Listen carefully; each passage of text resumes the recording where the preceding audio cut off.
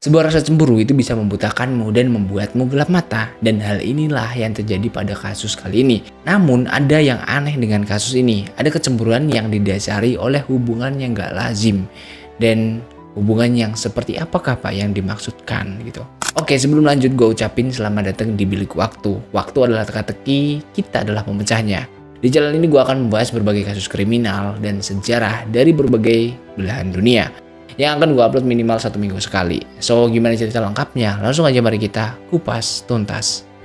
Toni Bird adalah seorang gadis yang dilahirkan pada 17 Juni 1993 di Salt Lake City, yaitu terletak di Utah, Amerika Serikat. Dari pasangan Dana Mary Ederson dan Casey Bird. Sejak kecil, Toni ini dikenal sebagai anak yang periang, seorang wanita muda yang menawan dan senyum yang berseri-seri. Toni cukup disenangi orang-orang di sekitarnya, baik teman maupun saudara-saudaranya bilang bahwasanya dia adalah orang yang humoris dan mudah akrab dengan orang-orang yang gak dikenal. Dari kecil dia punya cita-cita jadi seorang penyanyi dan penulis lagu. Kehidupan masa kecilnya berjalan normal seperti kebanyakan anak-anak pada umumnya. Dan dia dilahirkan dari keluarga yang berkecukupan, Pak. Namun sikapnya yang periang dan mudah mengenal banyak orang menjadi titik awal kehancuran masa depannya. Seiring bertumbuhnya dewasa, tepatnya di masa-masa remaja, yang kebanyakan anak-anak mencari jati dirinya gitu kan. Nah, begitu juga dengan Toni. Pada saat sedang berkumpul dengan teman-teman sepergaulannya, beberapa teman menawarinya marijuana dan obat-obatan terlarang. Karena masih dengan rasa penasarannya dan belum tahu nih resiko apa yang dia dapat setelah mengkonsumsi ini, Toni akhirnya mencoba hal ini. Dan dari percobaan pertamanya itulah dia menjadi suka dan ketagihan. Yang mana hal ini terjadi di saat usianya masih menginjak 17 tahun. Namun karena apes juga nggak ada yang tahu pada saat itu di tahun 2010, tepatnya pada saat Toni dan teman-temannya ada di mobil dan sedang menuju suatu tempat. Tiba-tiba dia dihentikan oleh kepolisian yang sedang berpatroli di jalan. Pada saat itu kepolisian ini sedikit mencurigai atas bau yang dikeluarkan dari mobil itu. Nah, setelah melakukan penggeledahan, kepolisian menemukan beberapa alkohol dan marijuana yang terselip di jok belakang mobil mereka. Atas kepemilikan ini, Toni dan teman-temannya harus mempertanggungjawabkan itu semua. Meskipun usianya masih menginjak 17 tahun, Toni dengan beraninya mempertanggungjawabkan ini. Dan atas apa yang telah dia perbuat, bukan cuma sekedar teguran, tapi Toni dikenai pasal pelanggaran ringan kelas B dan tuduhan kepemilikan zat terlarang.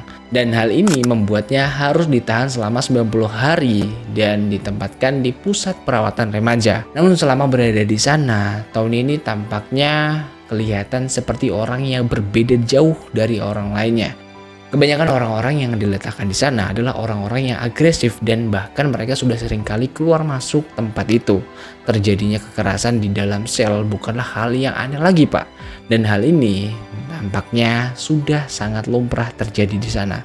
Dan sontak aja hal ini ngebuat Toni kaget dan kayak tempat apa ini gitu. Dia yang tadinya hidup dengan kedamaian dengan keluarganya gitu kan, dampingi oleh keluarganya. Dan sekarang dia harus tempatkan di sini, jadi dia merasa murung dan dia di sana itu nangis setiap hari, Pak.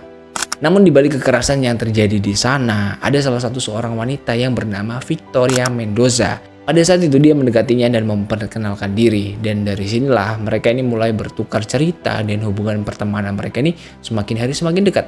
Selain menjadi teman, ternyata Victoria ini menjadi sosok pelindung Toni selama berada di tahanan itu. Nah, karena di sini Victoria mempunyai sifat pemberani dan bisa dibilang sedikit lebih brutal lah. Keberanian Victoria terbentuk karena telah melalui kehidupan masa lalu yang cukup sulit. Nah, Victoria itu sebenarnya dilahirkan dari imigran Meksiko. Dari kecil dia ini mengalami masa lalu yang cukup sulit gitu. Dan ya bisa dibilang sikap kerasnya sekarang adalah hasil dari terpaan kehidupannya di masa lalu. Di usianya yang masih kecil, dia juga harus berada di rumah yang penuh dengan konflik. Orang tuanya seringkali bertengkar dan tentu aja hal ini membuat Victoria ini mengalami tekanan batin gitu ya. Nah, ditambah di saat itu usianya yang menginjak 10 tahun, ayahnya itu bunuh diri, Pak. Dan sejak kematian ayahnya inilah Victoria menjadi liar, sering membolos sekolah, berkelahi, dan berperilaku sedikit tomboy gitu. Bahkan karena pergaulannya, dia itu seringkali membawa pisau kemanapun dia pergi. Berantem di jalanan sepertinya udah menjadi hal yang biasa dilakukan oleh Victoria. Bahkan 2 tahun sebelum bertemu dengan Tony, dia mempunyai 12 catatan surat peringatan dari sekolah dan sudah beberapa kali memasuki penjara untuk mendapatkan bimbingan anak-anak dalam beberapa waktu akibat perbuatannya. Wajah si Victoria nih kalau orang awam ngelihatnya ya kayak berbanding terbalik gitu Pak dengan sikap aslinya. Ya walaupun sikapnya ini terbentuk karena masa lalunya yang kurang mendapatkan kasih sayang orang tua. Dan mungkin banyak orang-orang seperti dia di dunia ini. Dan karena itulah penting banget nih kasih sayang dan bimbingan orang tua terhadap anak. Apalagi di masa-masa remaja, masa di mana anak-anak itu mencari jati dirinya. Dan terkadang gampang terombang-ambing sama kehidupan yang ada di luar. Ketika mereka nggak punya suatu tujuan, mereka akan cenderung mengikuti apa yang dikatakan teman-temannya atau yang dilakukan teman-temannya. Yap, pergaulan Pak. Itu yang mungkin menjadi pengaruh besar pertumbuhan anak, yaitu pergaulannya, dengan siapa mereka bergaul dan ya bagaimana pola pendidikan yang diterapkan orang tuanya. Oke, lanjut. Kedekatan Victoria dengan Tony itu semakin terlihat, di mana Tony membutuhkan seseorang menjadi temannya dan sekaligus menjadi pelindungnya saat berada di tahanan itu, dan Victoria adalah orang yang tepat gitu. Di sisi lain, Victoria dengan kehidupannya yang cukup brutal, sebenarnya dia juga mempunyai sebuah kekhawatiran yang terkadang hal ini membuatnya sedih dan menangis saat berada di penjara. Ibunya ternyata itu mengalami kanker payudara, yang mana hal ini ya tentu aja membuat Victoria ini hancur gitu Pak. Dan atas kehadiran Tony, keberadaannya itu menjadi sosok penenang. Selain itu juga, keduanya ini memiliki selera musik yang sama. Dari sinilah persahabatan mereka semakin erat dan bahkan semakin intens, yang mana hal ini menimbulkan sebuah rasa di antara keduanya. Bukan sekedar rasa persahabatan, tapi ya rasa sayang. Dan pada akhirnya mereka menjalin hubungan ya selayaknya pacar gitu Pak. Dan kalian juga udah tahu gitu, mungkin tanpa gua sebutkan kata lain dari sesama wanita itu apa gitu ya. Nah, pada saat Tony berada di penjara kan orang tuanya ngeliat bahwasanya kayak ini anak nangis mulu gitu kan. Tapi setelah orang tuanya ngunjungin Tony untuk kesekian kalinya, dia ini terlihat aura wajahnya itu udah kelihatan ceria gitu Pak, udah beda sama si Tony ini. Dan dari sinilah Tony kemudian menceritakan apa yang telah membuatnya seceria itu. Saat berada di dalam penjara, dia memperkenalkan Victoria kepada orang tuanya, dan sepanjang obrolannya hanyalah Victoria, dan Victoria yang Tony bicarakan. Tony yang sebelumnya normal selayaknya perempuan pada umumnya yang sering berkencan dengan laki-laki, tapi kali ini dia dengan terang-terangan menyatakan kepada orang tuanya bahwasanya dia menyayangi Victoria. Namun anehnya, orang tua Tony gak mempermasalahkan hal ini. Ya mungkin di negara sana hal seperti ini udah banyak terjadi atau ya udah lumrah lah di sana. Atau seperti apa ya gue juga kurang tahu sih. Tapi menurut gue ini udah cukup melenceng gitu Pak. Udah bukan semestinya lagi, dan selayaknya orang tua harusnya ya meluruskan tindakan anaknya yang emang salah. Tapi mungkin pendapat orang tua tahun ini berbeda. Mereka mungkin berpikir bahwasanya selagi anaknya bahagia dan itu pilihan anaknya, ya mereka menerima itu. Mungkin seperti itu yang mereka terapkan. Hubungan Tony dan Victoria berlanjut dan semakin hari semakin erat.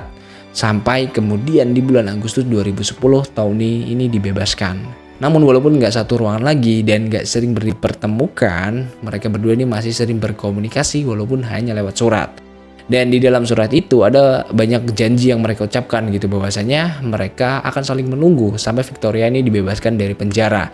Dan Tony juga berjanji nggak ada orang lain selain Victoria yang dia sayang. Tapi di sini ada satu surat yang mungkin di sini sedikit menunjukkan sebuah tanda-tanda kebrutalan Victoria, atau mungkin hanya sebuah candaan semata. Ya coba kalian mungkin renungin atau mungkin kalian pikirin ini arahnya kemana gitu ya. Nah surat ini tuh berisikan gini: jika kamu tidur dengan orang lain selain aku mungkin akan membunuhmu. Maksudku cintaku padamu. Nah gimana nih menurut kalian? Nah, 1 bulan kemudian setelah mereka menjalani hubungan LDR gitu ya, cuma kirim-kiriman surat, pada akhirnya Victoria dibebaskan. Dan pada saat pembebasannya itulah dia dijemput oleh Tony dan ayahnya, yaitu Casey. Meskipun keluarga Tony ini merestui hubungan mereka, tapi ayahnya, yaitu Casey ini merasakan sedikit khawatir atas perbedaan antara mereka. Karena Tony adalah orang yang mudah bergaul atau bisa dibilang ekstrovert, dan sementara Victoria adalah orang yang bisa dibilang lebih tertutup tapi tegas, kayak mempunyai sifat agak laki-lakian gitu ya. Dia punya sifat yang sedikit tomboy gitu, tapi di dalamnya brutal gitu. Dan bener aja Pak, sering berjalannya waktu hubungan mereka menjadi renggang, keduanya sering berantem, dan hal ini seringkali didasari oleh kecemburuan Victoria yang cukup agresif terhadap Tony. Jadi gini, setiap kali Tony ini mengunggah postingan di akun sosial medianya dan ada yang komentar, dari sinilah Victoria ini beranggapan bahwasanya Tony ini telah berselingkuh. Dan berdasar ke asumsinya itulah dia ingin membalasnya dan dia juga berselingkuh dengan sahabatnya sendiri yang bernama Lacey. Nah, harapannya dia melakukan itu adalah memberikan pelajaran kepada Tony. Tapi itu semua ya sebenarnya cuma ketakutan dia aja gitu Pak. Dan perselingkuhan yang dilakukan Victoria dengan cepatnya ketahuan Tony. Tentu aja hal ini membuat Tony hancur berkeping-keping. Pada akhirnya dia mengakhiri hubungan mereka. Tapi yang dilakukan Victoria lebih effortless lagi.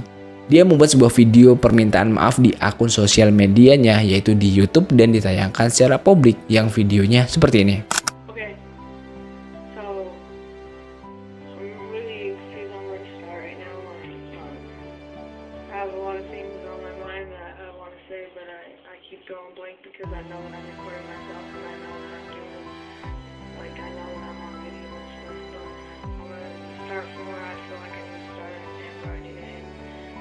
First, I want to say I'm sorry for hurting you and cheating. See, you made me this letter, and you made me this one. Okay, so all of our pictures because we love each other.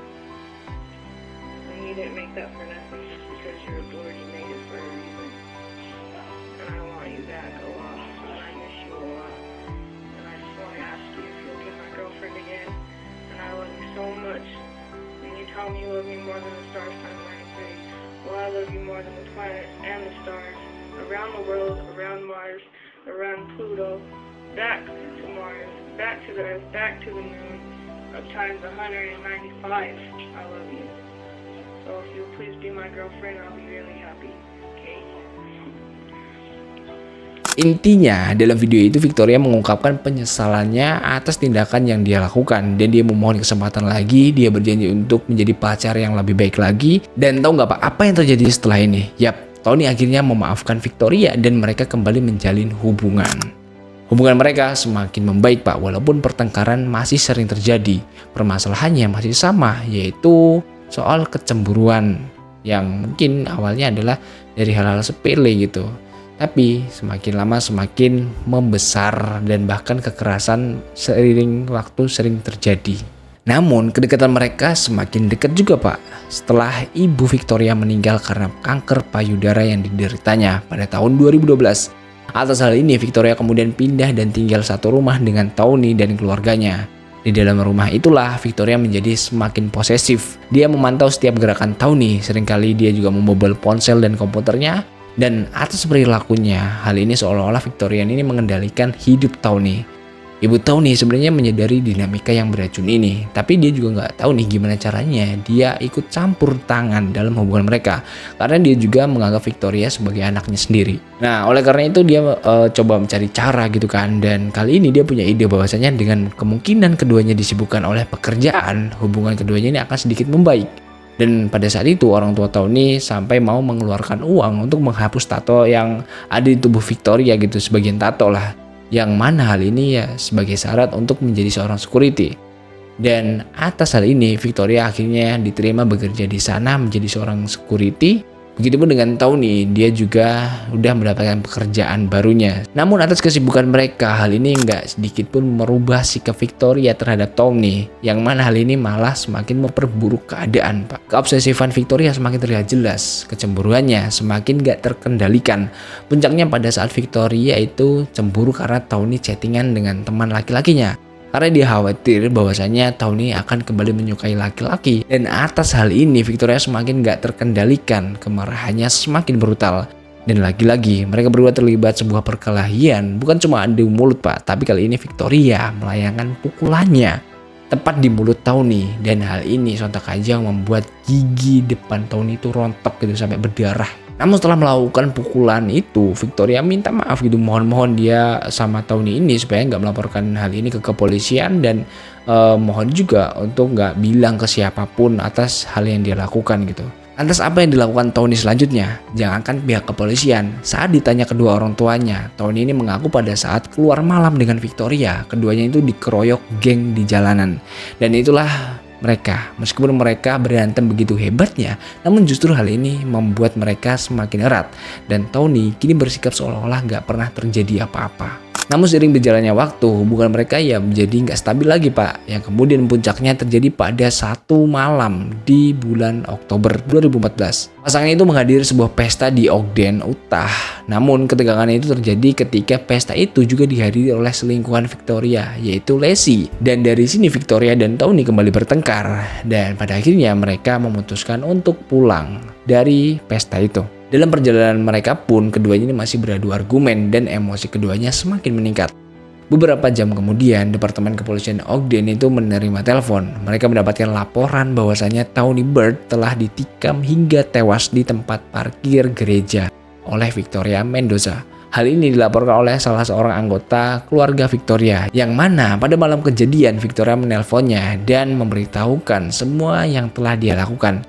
Mendengar pengakuan Victoria, seketika hati nuraninya terketuk dan kemudian dia melaporkannya ke kepolisian. Saat tiba di lokasi kejadian di jam 1 dini hari, kepolisian menemukan Victoria dengan tangan yang berlumuran darah dan Tony yang sudah dipastikan tidak bernyawa dengan banyaknya luka yang ada di tubuhnya. Victoria kemudian ditangkap dan kepolisian juga langsung membawa Tony untuk dilakukan otopsi. Dan pada saat kematian Tony, dia pada saat itu berusia 21 tahun. Setelah kepolisian melakukan otopsi, ternyata Tony telah mengalami 46 tusukan di sekujur tubuhnya. Dan atas kasus ini, Victoria Mendoza dijatuhi hukuman 16 tahun penjara seumur hidup dengan kemungkinan pembebasan bersyarat setelah 24 tahun masa tahanannya. Dan itulah tadi kasus yang gue bahas hari ini. Gimana menurut kalian soal kasus ini? Silahkan ketik di kolom komentar. Gue mohon maaf kalau ada salah kata dalam menyampaikan informasinya. Dan perlu digarisbawahi bahwasanya apa yang gue ceritakan ini bukan untuk kalian tiru, tapi hanya untuk dijadikan pelajaran supayanya kasus serupa nggak terjadi di lingkungan kita atau bahkan kita sendiri. Terima kasih dan sampai jumpa di video selanjutnya. Bye-bye.